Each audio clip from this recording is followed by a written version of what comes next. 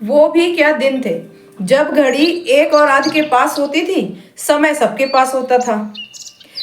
बोलचाल में हिंदी का प्रयोग होता था। अंग्रेजी वो तो 2 पैक पीने के बाद ही बोली जाती थी।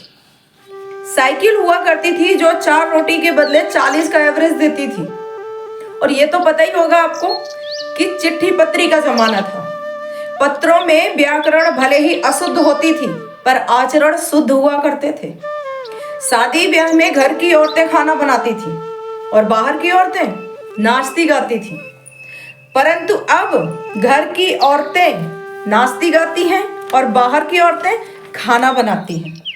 सोचिएगा जरूर हमने क्या क्या खोया और पाया क्या।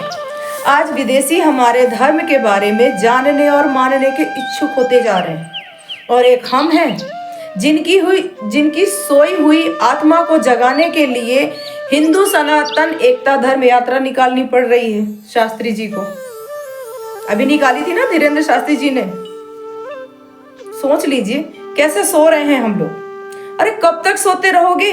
अब तो जागो। अभी भी एक नहीं हुए, अभी भी नहीं जागे, सोते रहे तो सब कुछ गंवा दोगे। एक उदाहरण देती हूँ आपको। एक लकड़ी ले लो और तोड़ दो, बड़ी आसानी से टूट जाएगी।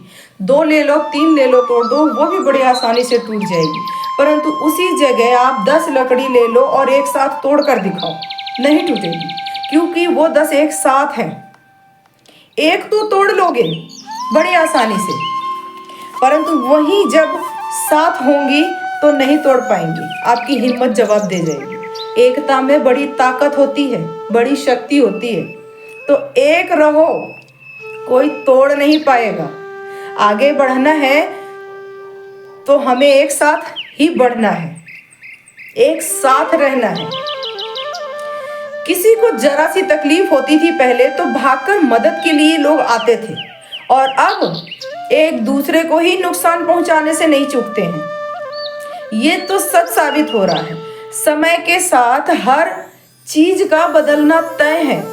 बस देखते रहिए, पहले यहाँ किसी का मन बदला, फिर व्यवहार, फिर अंत में बात करने का लहजा बदलेगा। इसलिए किसी के लिए चिंता करना व्यर्थ है, क्योंकि कलयुग में जरूरत के हिसाब से इंसान अपना रंग जरूर बदलेगा। मैं फिर भी यही चाहती हूँ कि सब एक साथ रहें, प्रेम से रहें, एक दूसरे के लिए मदद की भावना रखें, इंसानियत को जिंदा रहने दें अपने दिलों में और अपने मन में भी। अंत में ये भी कहना है कि घमंड और अहंकार ना करें, वो किसी का सगा नहीं होता है। आपको पता है ना ये कि किसी के साथ शतरंज का खेल नहीं खेलना चाहिए। क्यों?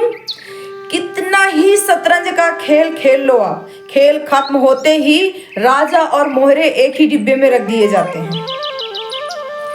आगे आप समझ ही गए होंगे। अर्थात मृत्यु के बाद हमें लकड़ी की बनी चिता पे ही जलना है, फिर चाहे वो राजा हो या रंक।